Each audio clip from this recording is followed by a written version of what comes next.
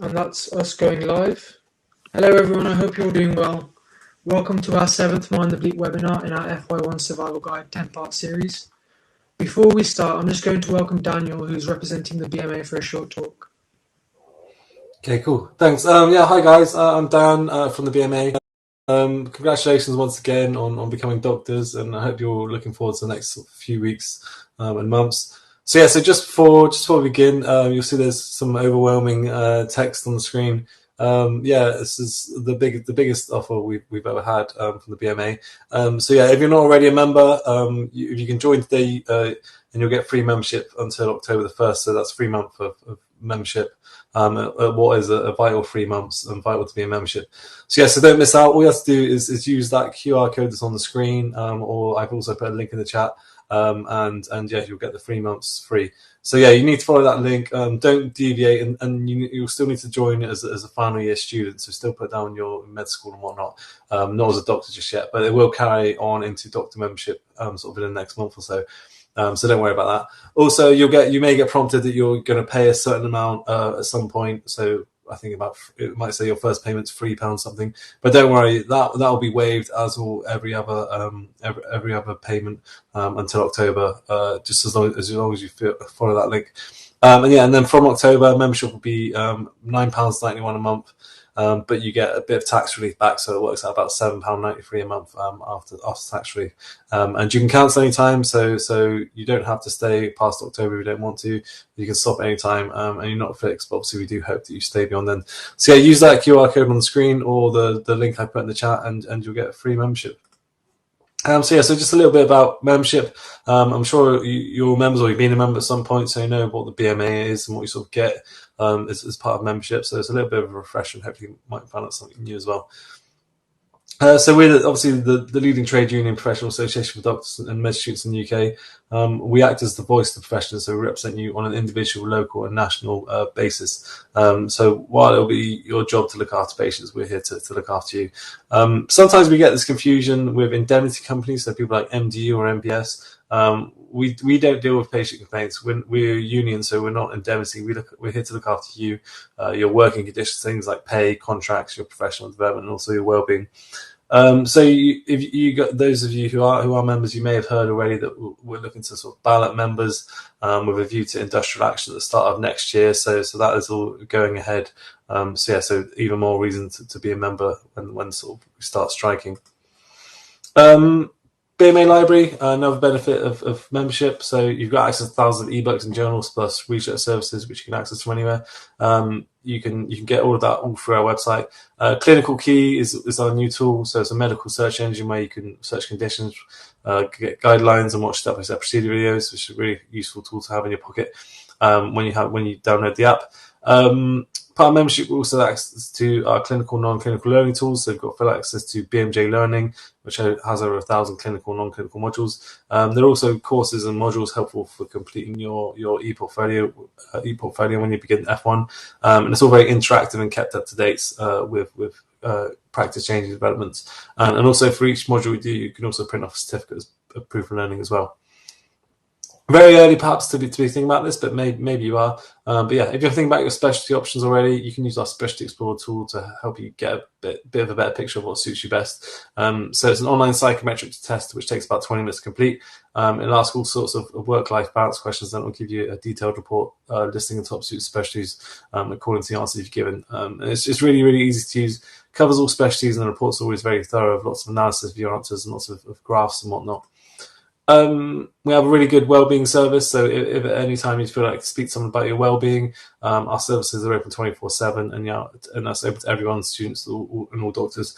And another challenge to do speaking to a counsellor or a peer support doctor. So it's a telephone-based service, and we do offer video calls as well if you prefer that. And we'll also make sure you speak to the same counsellor or peer support doctor again if it's more than a singular call to the service. So it's completely confidential, like I said, free of charge and open to everybody. So regardless of whether you're a membership or not, so anyone's free to use it day or night. Okay, probably the biggest thing to talk about today is our contract checking service, which can save you time and potentially quite a bit of money. Probably the key tool that you'll need from us at the moment. So I'm assuming you've all got your contracts at this point. And yeah, we'll check it within 5 working days, comparing it to the national model, which we negotiated back in 2016 and then 2019. Hopefully again in 2023. And if there are any issues, we can help get them sorted. So it's not always on purpose, but extra bits can be slipped into your contract, or wording can be changed to mean something different to what it should say. And we just want to make sure your contract is correct and you're getting what it should be. So this time last year, 25% of the contracts we checked were incorrect. So 1 in 4. It's just massively high number. So do let us check it before you sign it. And yeah, if you do sign it, we can still check it. We can still help. But yeah, it's easier for you if we see it first before we sign it. So do send it in. And yeah, we do seem to have problems with trust in the contracts they give out. Also, you can check your rotor's compliant by using our rotor checking tool. So that with that one, you can enter your rotor onto the tool and it'll flag up to us if it's wrong. And again, we can get involved if there are any issues. So yeah, just a few figures to go over with you. We checked 5,600 contracts last year, and it was mainly around inductions, with, like I said, 25% of those being wrong, so 1 in 4. So yeah, so do send it in to us before you sign it. Do get it checked, and we can step in and sort of sort it for you. We've got people on the ground at every trust in the UK, so they know who to speak to and how to get it rectified very quickly, and we always do get it rectified. So yeah, we managed almost 21,000 junior doctor cases last year. We've seen most things before, so if you find yourself needing some support with anything, any kind of issues, you can come straight to us and we'll help you through it. And yeah, we have great people on the ground, like I said, at all trusts, and we've got relationships with HR and whatnot, and how we can get help and support and protect you very quickly if needed.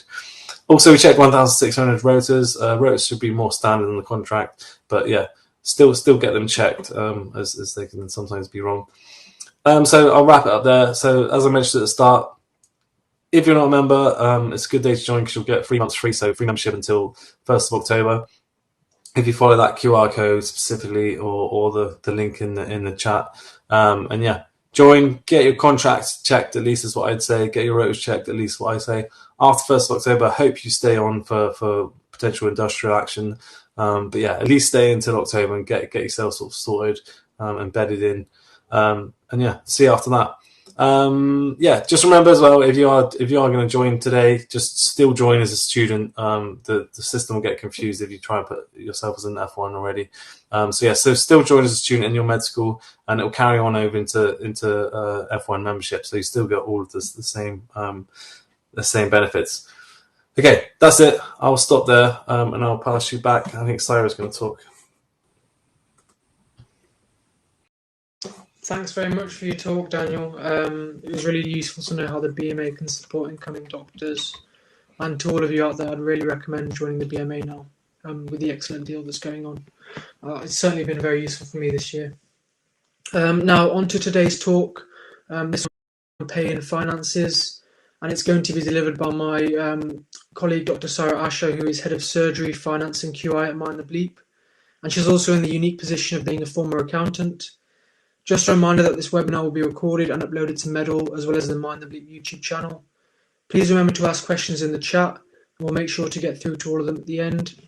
Remember, you can also sign up for free weekly webinars. I'll post a link in the chat, and we'll also post a link for the feedback form in the chat at the end, for which you can get a certificate of attendance for your portfolio. And without further ado, I'll pass over to Cyra. Thank you so much. Hi everybody, my name's Cyra. Beautiful introduction for me there. So I'm going to be talking a little bit about pay and finances. I'll touch on I did contracts. I'm going to touch on pensions a little bit. Please drop all of your questions in the chat. I will come back and answer all of them. And I'm going to share my screen now so that you can see my presentation. It's not very long, because I've left plenty of time for questions. There we go. Nihal, when you can, could you just confirm you can see my screen and it is presenting in full? Hi, Cyra. I can confirm I can see your screen and it's presenting. Thank you. Right. Unless Nihal in and interrupt me, I'm going to assume that it's sharing just fine and everybody can see this. Okay, so I always start with tell you a little bit about doctor erosion. Over the last 10 years, pay has been cut in real terms, which kept up with inflation by about 22.4%. This we're being paid 2.4% less than our counterparts, our FY1 to 10 years ago. Given that inflation is high, we cost of living crisis, house prices are higher, deposits are higher. The fact our pay hasn't inflation means that we're disadvantaged compared to our peers 10 years ago. But we are dealing with more pressure, more problems, and a more stretched NHS than ever before. So support Doctors Vote, Doctors Association UK, and I'll just keep as well as and that's what I'm doing here. So a little bit about FY1 pay and finance. Okay, Cyra, yep. Sorry, I think some people aren't able to see your slides, Okay. and the audio is a bit glitchy for some people as well. Can you see my slides? I can see your slides, yeah, but I think Okay, so it might be something on their end, because if you can see it, then the whole loop's working. now they can see them. Cool. Okay. Okay. Cool. Thank you. Cyra. Basic FY1 pay. We have something called NHS pay circulars. They're released every year just before the tax year. Our tax year runs from April to April, and our pay goes up about 2.2% each year, and every year they release the new circulars. So for the year of 2022 to 2023, England's basic salary is 29,384, with a London weighting of 3,461. Scotland's is 26,462. Northern Ireland's 25,563, and Wales is 25,563. I can't tell you how they justify the differences. I guess they take into account the cost of living there. The other thing is in Scotland, Northern Ireland, and Wales, they use a different system to remunerate you for the evenings and weekends that you do. So in England, we have Premier, which I'll go through. In Scotland and Northern Ireland and Wales, we have bandings, which I'm not going to go through. Just because of the... Yep. Sorry to interrupt again, but the audio is a bit glitchy for everyone. I think it just started buzzing for me as well. Are you able to turn your mic off and on? Yeah, of course. 1 second.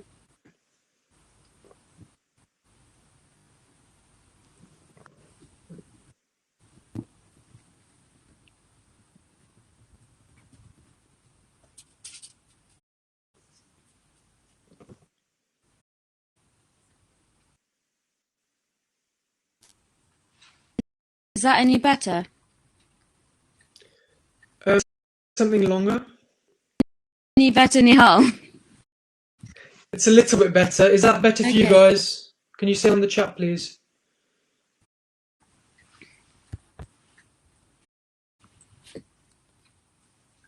I think it's a bit better, yeah. We can go from there. Thanks, sorry. Cool.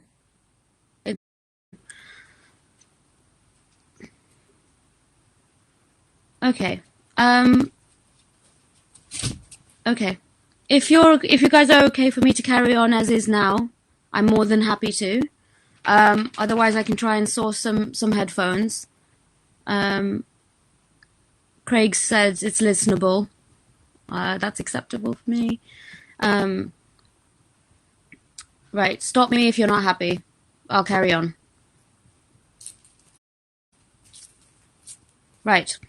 Yeah, bandings I'm not going to go over, but because of an interest of time, I think it would be useful to know about bandings, so I'll try and create a little infographic that you can, if I'm on Instagram at the Finance Medic, so actually I'll try and produce an infographic about bandings. And so these are the pay circulars I was talking about. So this is an example of the 2022 to 23 pay circular for England. And as you can see here, a foundation year one doctor makes £29,384. And then as you move up based on your grade, you make the given amount of money. What I like about this is it makes things very transparent. You know what you're supposed to be paid. and you know that you're being paid the same as your colleagues to an extent. So I did go over this in my previous webinar, but I'll very briefly just go over it now. We should receive at least 4 days of paid shadowing at a basic FY1 salary for the hours that you've been shadowing. And so the BMA has given a guide to trusts that you should calculate this based on a shadowing period of 32 hours at 4/5 of the full hours, so 40 hours, at which the FY1 doctor will be paid. So that's how they calculate it. So they have to use your new FY1 basic salary, and they have to base it as if you were doing 40 hours, and then the hourly rate is based on that. Enhanced hours, the ones that attract premium, is anything between 9 p.m. and 7 a.m. on any day of the week. On a night shift, it does count for your entire shift. So if you start at 8 o'clock, then you still get the 37% for any hours from 8 o'clock up until 10 a.m. the next day as your night shift. Those are all at 37% enhanced. You get a weekend allowance as well, and that's based on a percentage. And so, for example, in my current rotation, I work 1 in 3 weekends, with one of them 1 in 4. So my trust, despite me working most of my weekends 1 in 3, I get paid 7.5% premium because one of my weekends falls at 1 in 4. And your trust will probably do this too. So that's how they calculate the premium that you're on. But just double check your rota and make sure that, they are, even though the trusts are going to go with what they can get away with, make sure that, yes, at least one of them is 1 in 4 to justify that the percentage that they've used. Key terms I wanted to talk to you about. So gross pay is pay before tax and deductions. Net pay is your take-home pay, the pay you get after all your deductions and tax has been taken. Your pensionable pay is not your total pay. Your pensionable pay is your basic pay. So that's what they base your calculation on. And PAYE is pay as you earn. It's the income tax model that's used by employers. And national insurance contributions, they are quite high. And I thought the nicest way to talk to you about pay slips and pay is to show you mine. And I want this to be an example of us sharing and talking about our money and talking about pay. You all know what pay scale I'm on. I'm an FY1. You can go to the pay circulars and find out for yourself. All my colleagues know how many weekends I'm doing, or they'll know how many nights I'm doing. So it's not a secret.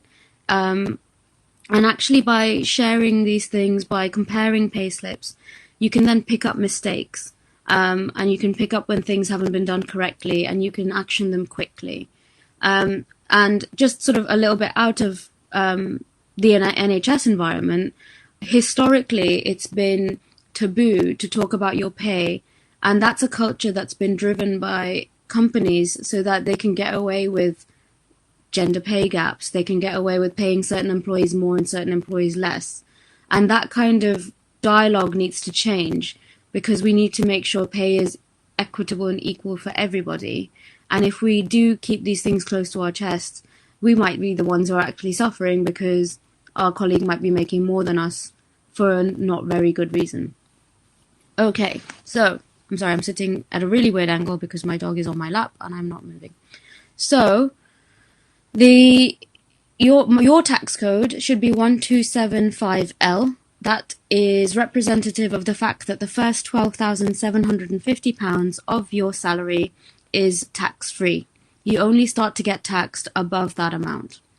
The reason mine's a little bit different, it's 1283, is because I've applied for some tax relief, which I'll tell you about, on expenses that you can attract tax relief on. So this would be my MRCS exam, my GMC fees, and my RCS fees, and my asset fees. They're all tax deductible. So by applying for those, my tax code goes up slightly, which means that during the year I get taxed a little. So my threshold is a little bit higher to make up for my tax deductible expenses, and then I start to get taxed after that. It's not very much, as you can see, but it's worth doing. The easiest way to do this is online. You sign up for a government gateway account, and that way you can see your income tax account with HMRC. You can apply through their online portal for tax deductible expenses. And what I recommend in that situation is you keep a spreadsheet of all your tax deductible expenses and whether you've applied for them or not, because the HMRC system is very clunky. And it doesn't tell you what you already applied for when you go back and apply for something else. So you need to kind of keep track of it yourself. So keep a spreadsheet. Sometimes it might be the best thing to do would be to keep a spreadsheet and then apply just before the end of the tax year. I'd recommend just doing it as you go along, because then that way you can utilize it, all the way as soon as you've had it, rather than at the end of the tax year and then they have to recalculate and apply it to the next tax year, and it's a bit complex.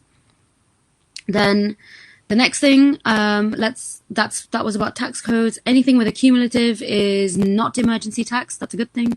If yours says non-cumulative or ends in a B or a T, it means you're being emergency taxed, and everything that you're earning is taxed at 20%. And that's a hefty tax bill. The best way to deal with that is to get your government gateway account, see what information HMRC has on you, and see why they've reached that conclusion. In my case, I have had this issue before where I was still at bank whilst I was in medical school, and because it was still showing as an open employer, they assumed that my new employment as a junior doctor was additional on top of this, and so this one was being emergency taxed. So then I had to go back, ask the bank to take me off bank. They removed me, updated HMRC then updated that this is my only employment, and then I had the correct tax code. So you'll have to do all of that if your tax code is not correct. The good thing is you can at least do it through the online HMRC portal rather than having to sit there and ring them, which is a real pain. Bless them, they are overwhelmed, just like we are. And their call centers are very busy, whereas you can actually very quickly contact them through that, and they get back to you fairly quickly as well. I did mine all through the online portal. And lastly, keep a copy of your payslip every month.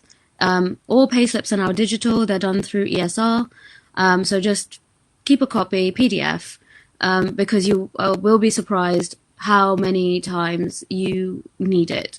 For rent, for mortgages, I needed it for my phone bill. So just keep hold of it. It's really worth collecting them and making sure you have a good record of them. Let's look at my payslip in detail. Pittance, right? So my basic pay, which is 1/12 of my salary, 29384, and that is at the basic standard hours of 40. But actually, the average weekly contract for a junior doctor is 48 hours. So this additional rostered hours reflects the additional 48 hours a week. And that's paid at the same rate as your average hourly rate for 40 hours.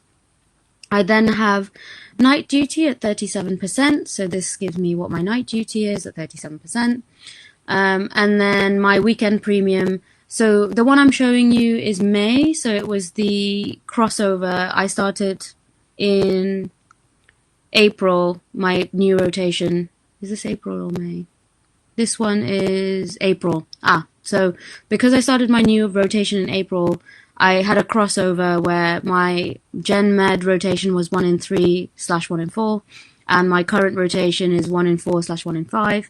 So that's why it looks a bit confusing here, but most of your payslips will just have the one, depending on how many weekends you work.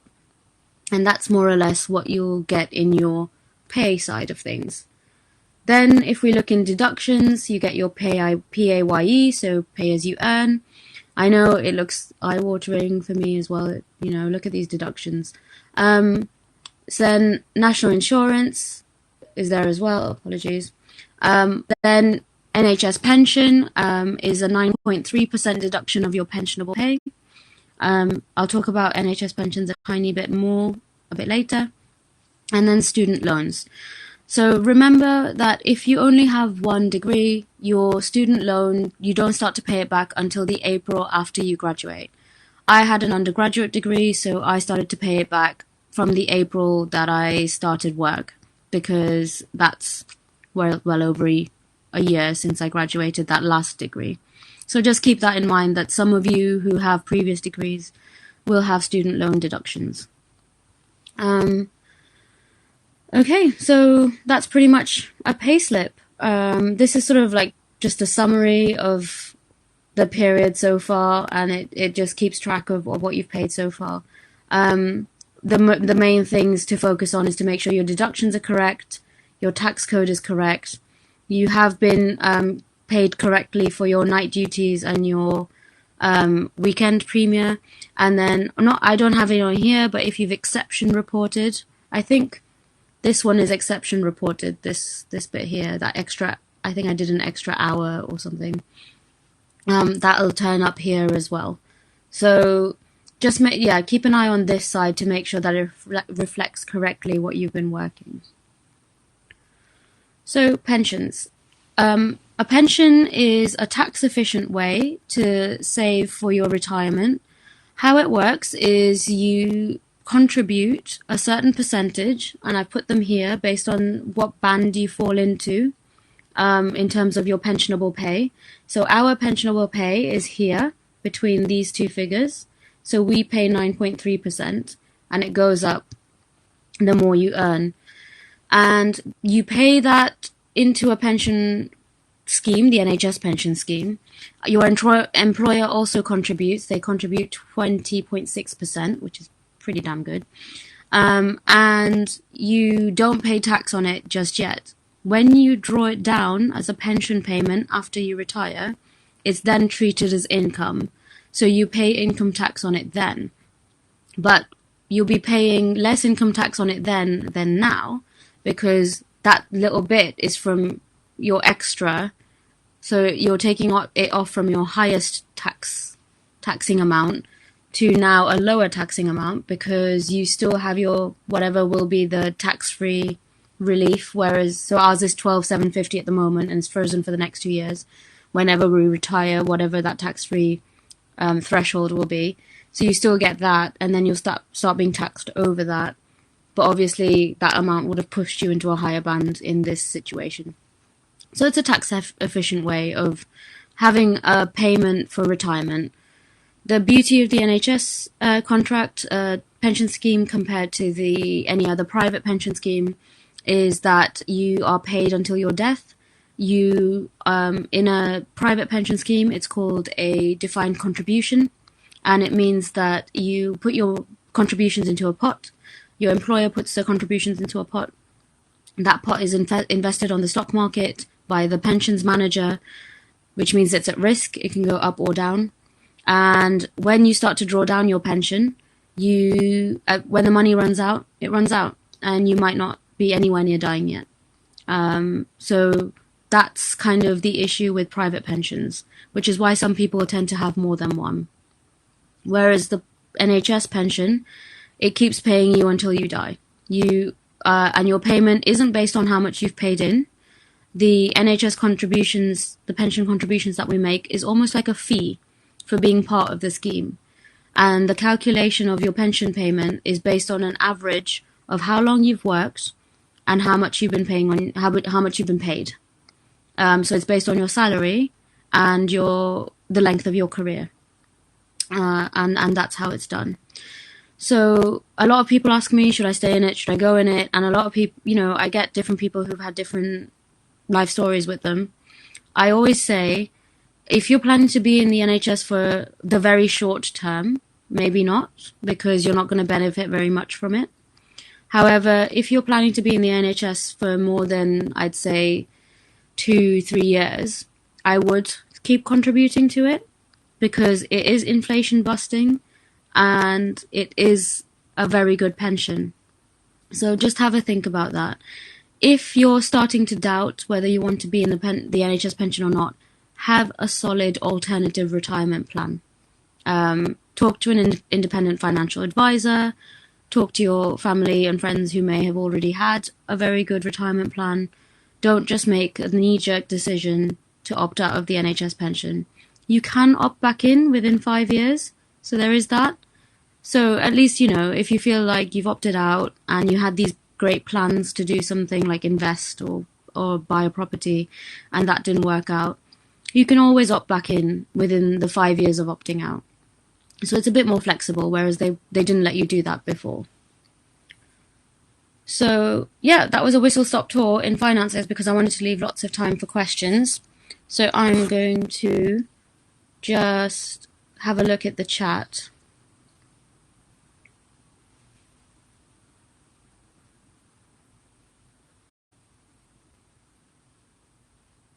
Right, let's have a look. Cost of living in London is higher, so they get paid more according to that. Extra money because London is extortionate to live in. Yep, absolutely. Thank you, guys. That was really helpful. Will the slides be available? Absolutely. This will be recorded. Are there any additional allowances for working bank holidays and Christmas Day? Sadly not. So Jeremy Hunt made all days the same for us, which is really nice of him. For working on a bank holiday, or if your 0 day is on a bank holiday, you do get the bank holiday back as toil, as time off in lieu. So you can take that at another time at your convenience. I worked Christmas and Boxing Day last year, and I got that back at a different time. Are there additional rostered hours only given on weeks you work more than 40 hours? No, not necessarily. It's kind of split across your rota because they already have a work schedule. So they know on average how much you'll be working. So there'll be weeks sometimes where I'll work 42 to 43 hours, and then there'll be weeks where I work around 71 hours. And it's all kind of averaged out in the payslip because when they do the calculations, you're working an average of 48 hours a week. And so that's how you'll be paid.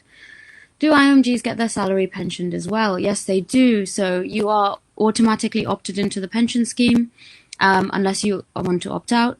And a thing about IMGs as well, so if you decide to leave the UK and go somewhere else, then you can actually have your pension payments sent to wherever you're living. And the NHS will send the money to wherever you are, to a bank account wherever you are. What happens if we die before we can claim our pension? So if you die in service, which is basically before you retire and start drawing down your pension, the NHS pension scheme has a death in service lump sum that goes to your next of kin that you've nominated. It's usually double your annual salary as a lump sum. What happens to the money? There it goes. It goes to your next of kin. As long as you've nominated a next of kin, they get a lump sum if you die in service. Can you be paid NHS pension in a UK bank account? Yes, you can. They will send it to wherever you want them to send it. Assuming you work in the UK for only 2 to 3 years, then want to leave, can you get the money you paid back into your pension? That's a really, really good question. And yes, you can. You can claim back the value of the pension pot at the time that you're getting it, which will always be not very much because they want to discourage you from doing that. So I have, not in this case, but I have previous pensions from a different employer that I was only with them for a year and a half. And I kept umming and ahhing, should I just leave it there or should I just take the money out and invest it? And it was only something like £1,200. And so I decided to take the money out and I invested it instead. Because I just, and actually the pension pot at the time was worth double that. So you can have I thought I'd rather have £1,200 now from a £2,400 pension pot, but as the money increases, as the value increases, you need to think twice of whether you want to sacrifice the value or not. So it's very, very individual, but yes, you can get the value of the pension pot if you decide to leave and want the money that you paid into it back. Where can we find a list of tax-deductible courses and expenses? BMA, the BMA website has one. You just Google it. If you follow me at the Finance Medic on Instagram, I have an infographic on what you can claim back for. The best way, if you really struggling to just figure it out, is to actually just try and claim back for it, and the HMRC will either accept it or tell you to bugger off. They have all these registered institutions, so if it's an RCS expense, for example, or an RMS expense, then that's on one of their lists. If it's not on one of their lists, then you can't actually claim for it. So that's an easy way to figure it out if you can't. Can you give us a quick overview of banding? My basic understanding is it's based off the workload. So if the workload is crazy, you get 1.5 banding. Well, there you've explained it for yourself, actually, Craig. So banding is actually based on how intensive they think that the rotation is. I have a friend in Edinburgh at the moment, and she said that she's fallen foul of, they did this banding review, and they found that the workload wasn't as intensive, so they reduced her banding from 1.5 to 1. So they then she had to work at a banding of 1, despite it being an insane rotation. And she had to keep exception reporting to prompt the banding to be reviewed, so that the people after her could have 1.5 banding, but she will never get that paid back to her, despite having had a really intensive rotation. So I really feel for her there. I feel for everybody on that system, because it doesn't really reflect how things are, and it works in retrospect. So someone always loses out, because the only way they'll review it is if you exception report because it's really crap, and they'll change it for the next lot, but they won't change it for you. Okay, I hope that answers that question. Sorry. To get the NHS pension, do you have to work all the way until the retirement age, or can you leave a few years before and still get it? You can leave a few years before and get it. So the NHS pension, you draw down at state pension age. So at the moment, that's 67. That's going to get higher.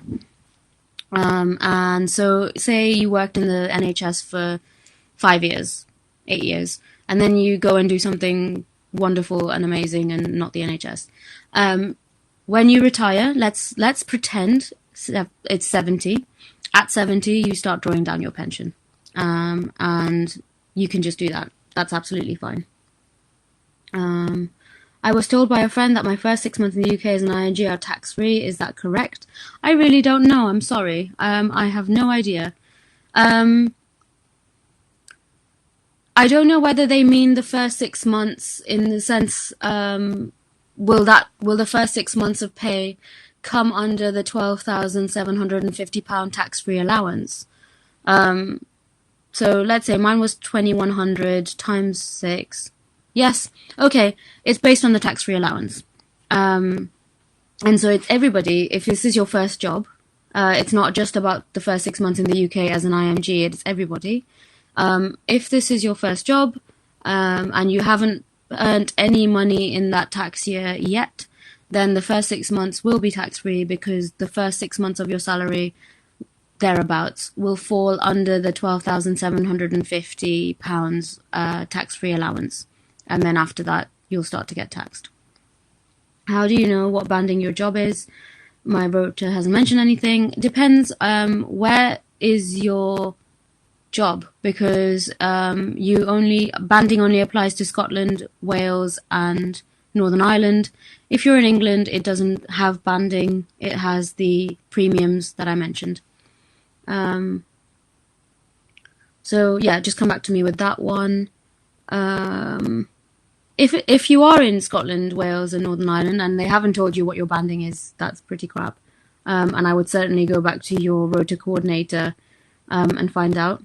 Is there a limit to how many times you can exception report? Absolutely not. Please exception report, exception report, exception report. It is the only way you will get visibility of what's going on. And the exception reports are not only seen by your supervisors, they're seen by the guardian of safe working. And it's really important that we do it. There have been moments where I've been discouraged from exception reporting, and I've done it anyway, because that's not okay. If there's a reason to exception report, you exception report. second question you mentioned, our pension pay is 9.3% and something about the trust contributing 20. Can you explain more about how this works? So basically, we contribute 9.3% of our pensionable pay, and the NHS, or our employer, matches that by 20%, and that just goes into paying the NHS pension scheme. So it works as a membership fee. The reason I say it's really good is because it means that it's a more sustainable system when the pension contributions from the employer are feeding into the whole pension scheme and keeping it in a way sustainable, in a way that we can afford to pay everybody until they die.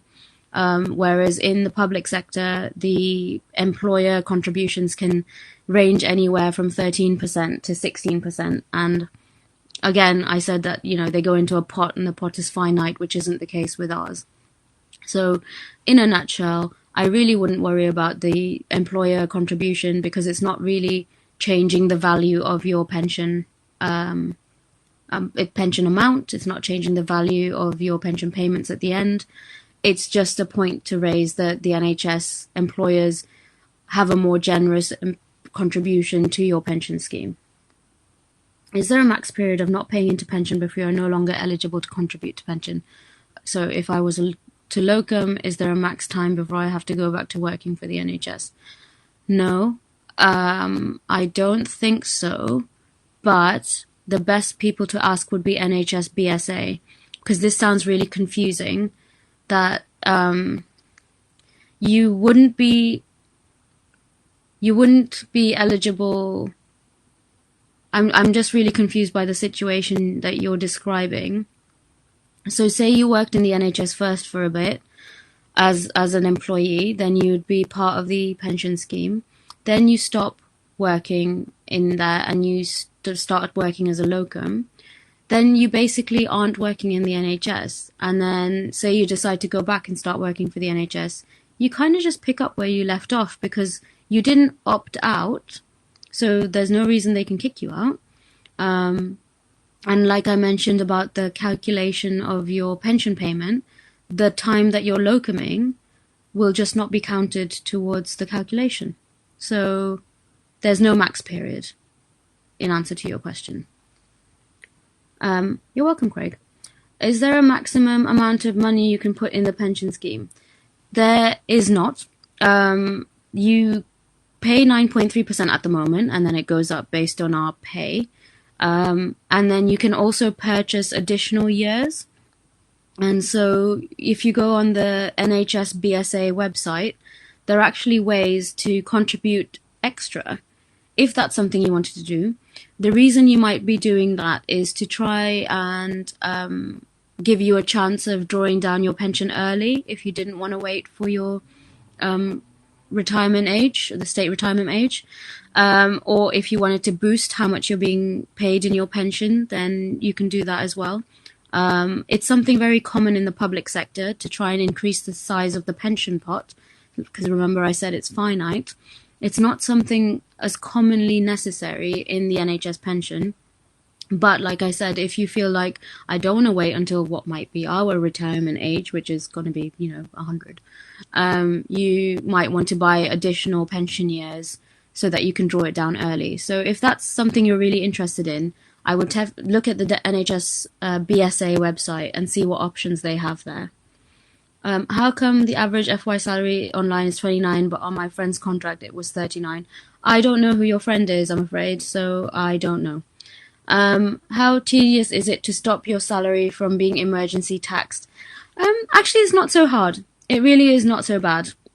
Especially with the online portal on the HMRC government gateway, it's really straightforward.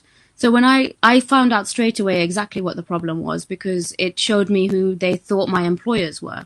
So it didn't take me very long to then go, okay, let me go back to the bank and tell them, please take me off the bank. And yeah, it was actually really straightforward. I wouldn't, obviously I'd definitely do it. You don't want to be emergency tax, but it actually wasn't that tedious. So you can't contribute to pensions while working as a locum. That's really complicated. You can contribute to pensions while working as a locum. However, you have to. So when you're working as a locum, the reason the rate is higher is because they're not only paying you your basic salary, they're also paying you what you would have paid in your pension, because locum pay isn't pensionable.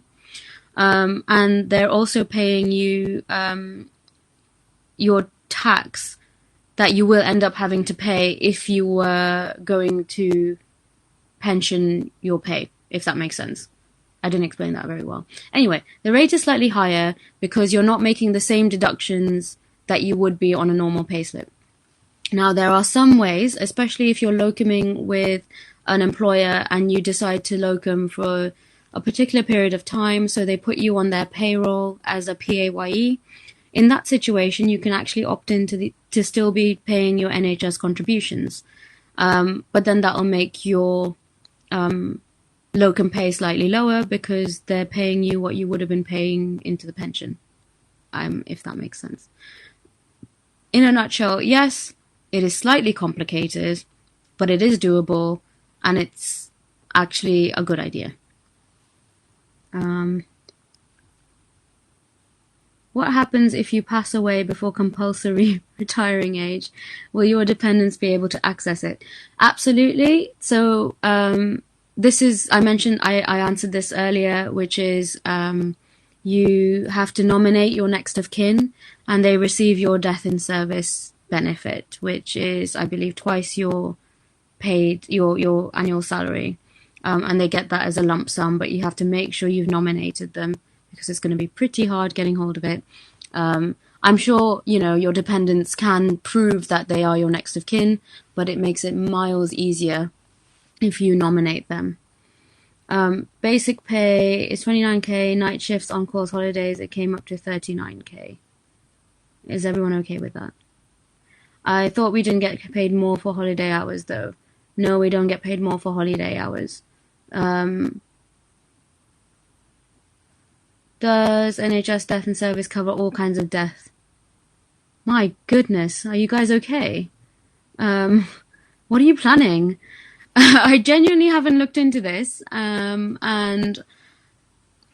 I can see where you're coming from. In a nutshell, I don't want to say yes, it covers all kinds of death, because I don't know for sure.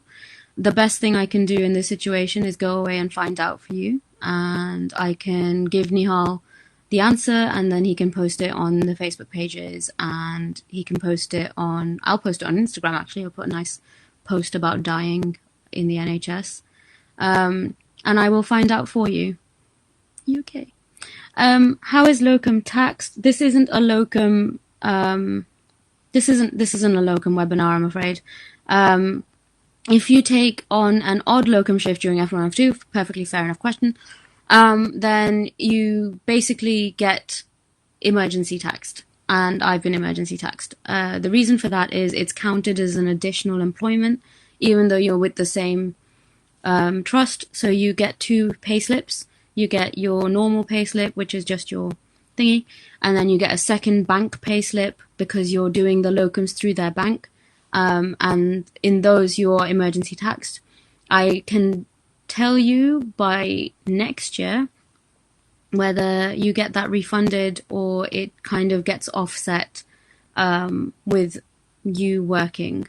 Normally HMRC doesn't give a refund unless there's been a period of time where you've stopped earning an amount of money, so the likelihood of them having to worry about you making more money than they thought is low, and that's why they'll probably do it. Usually what they do is adjust your tax, like step by step as you go along, to try and even it out. So advice in that situation is keep hold of all your payslips, both your normal pay one and your bank pay one, and at the end of the tax year, have a quick look to make sure that you haven't been overtaxed, and the best way to do that is to calculate how much you've been taxed on your bank payslip, and if that is about 20%, that's correct, because your normal pay pushes you into that area.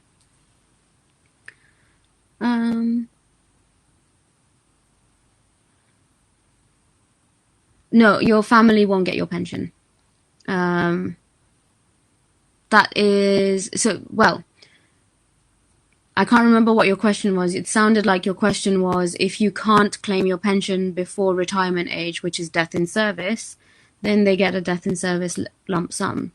If you have started claiming your pension and then you die, if you have a dependent who solely depends on you financially, so you're financial dependent, they can still get your pension payments. But this is very tricky in this area. There used to be a system which is kind of fading out at the moment, where men's pensions used to get paid to their wives, but not the other way around. When the men passed away, the women continued to get the pension payments. Whereas now you can nominate a financial dependent, and they will assess why this financial person is a financial dependent, and they will assess whether they are to receive your pension going forward. So you can look at that very carefully. You can talk to the NHS BSA about it, to making sure you've nominated the right people, because I can't stress enough, it's so hard for your dependents and your loved ones to prove that this is what you would have wanted, that they're the right people to receive the payment. You might not have a conventional family situation. All of those reasons means it's just a lot easier. Nominate the right people. It's the same as making a will. Nominate the people. Express what you want to happen in those situations, so that it makes it easier. Are there ways of investing money in a scheme by the NHS, or would you go private investment firm? NHS doesn't do investments because it's public sector, so that would be putting money at risk, public money at risk. So they don't do that, so it would be a private investment firm. Do you have to pay the exact amount of pension contributions from the table earlier? If you're banned to pay 3%, you could choose to... No, absolutely. You have to pay what your banding dictates. Otherwise, we'd all be choosing the lower one. In addition to the contract and rota checker, is there a payslip checker? Now, I am your payslip checker. There isn't. However, there is a lot of literature, a lot of my literature actually, on how to check your payslip. Mind the Bleep, FY1, the website has a whole article on payslips. It explains each part. There is a little bit of work on your part just to sort of mirror it up. We also have a pay calculator, which actually is very accurate. I've checked. And you can basically pop in what was written on your work schedule and pretty much stick in that information. And when I've used it, it has popped out pretty much my payslip figures, give or take a few pounds. It's very close. So yeah, when you get your payslip, I would check it against the example payslips we've got on mindthebleep.com. I would check it with your colleagues as well, just to make sure that you're all on the same thing. It might help point out if one of you has the wrong tax code or something. Yeah, always best to check it with someone who's the same rotation as you, because pay is different between different rotations. And then check the pay calculator and see whether that pops out a similar number using your work schedule. And that kind of triple check, I think, will get you very close to having almost a professional payslip check. Okay, is there anything else? I think I just rattled through those questions at crazy speed. I have a question about indemnity. I don't, Nina, and I'm not. This isn't the webinar for that. Indemnity is very. So there's two types of. You've got the NHS indemnity insurance, and then you've got the indemnity insurance you get with the MDU or MPS, are other ones. If you're getting that kind of quote, I would go to other indemnity providers and also get a quote. I think the question here is it different if you're an IMG? I personally don't know. So, for example, my indemnity insurance with MDU was £10 for FY1, and I don't know whether that was because I was a UK graduate or whether they just offer this £10 indemnity. So I apologize. I genuinely don't know, but I will go away and find out whether the difference is because of that. In your situation, I would approach MPS and MDDS. I think that's another one, and just get a quote from them and see which one's the most competitive. MDU is probably not the most competitive. Is joining the BMA as essential as medical protection, such as MDU? No. There are actually more than one union. No worries, Nana. So there's Doctors Association. I'm part of them. I think they're really good. I like them. There's a hospital doctors one, which is very small, but apparently they're very good for hospital doctors on the ground. So they don't do the whole big campaigns on our behalf, but actually if you've got individual issues going on at your trust, they're really good at supporting you. Then you've got the BMA, which do like major campaigning. There's one for GPs. So there's more than one union, and joining a union is not essential. But yeah, it depends what you need, and always remember you don't have to have it all the time and every year. So maybe, yeah, absolutely worth having it for your first year, because if you have any issues, you know where to go, you get support really quickly, they can help direct you in the right place, and then as you become more savvy, you might not need it anymore. And then as you become more senior, things might change. So, always base it on what your personal circumstances are.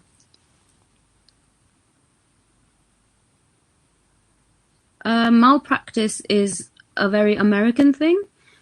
So we have our terminology is medical negligence, and there is a certain level of cover under the NHS indemnity. However, what normally happens in these kinds of situations is the courts will assign 80% NHS and 20% the doctor that they're trying to throw under the bus. And in those situations, the doctor would be expected to pay 20% of whatever the fine was. And that's where your indemnity insurance would come in. So yes, under ours, the way the courts work, they will, if there is a clinician who is directly to blame, or the organization is trying to blame, let's say, they will be expected to pay a certain amount of the costs, and usually if you don't have indemnity insurance, it comes out of your pocket, and that's why a lot of people have it. Sorry if you've covered this, but how do you increase the tax allowance on HMRC website? Use the government gateway. So sign up for a government gateway account, then look at your personal tax account, and it lets you apply for tax relief for certain expenses, work-related expenses, and apply for each work-related expense in turn, and that will increase your tax allowance. The Instagram is, I'll just put it in the chat, and thank you. There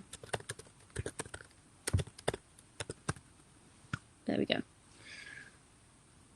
Right. I have been wittering on for an hour. That is mad. Nihal, I think I'm ready to wrap up. Sign up for it now. Thanks very much for your talk, Cyra. You're very welcome. There was a lot of interesting questions in there, especially about pensions and death. So, I just wondered, is everyone doing okay? I'm definitely interested to learn about that, though, in your Instagram post. I will go away and find out. So I'll find out about the IMG thing and about IMG and indemnity, and I will find out about the types of death and how it works in NHS pensions. Was there anything else I needed to go away and find out? I think those were I the don't only think two so. things. Yeah. I think that's Okay. everything. I will go away and find those out. Thank you all so much. I thought the questions were really good. And thank you so much for engaging as well. That's great. Thank you very much, guys. I'll just post the link for the feedback form again in the chat. If you don't mind filling it in, it's great for us to improve as medical educators. But yes, thanks for attending today, and we do have future talks on, so check out Facebook for those. My colleague Hamza will be posting those in the Deanery Facebook pages. So keep updated and sign up for future Mind the Bleak webinars for FY1. Thank you guys, and have a good night.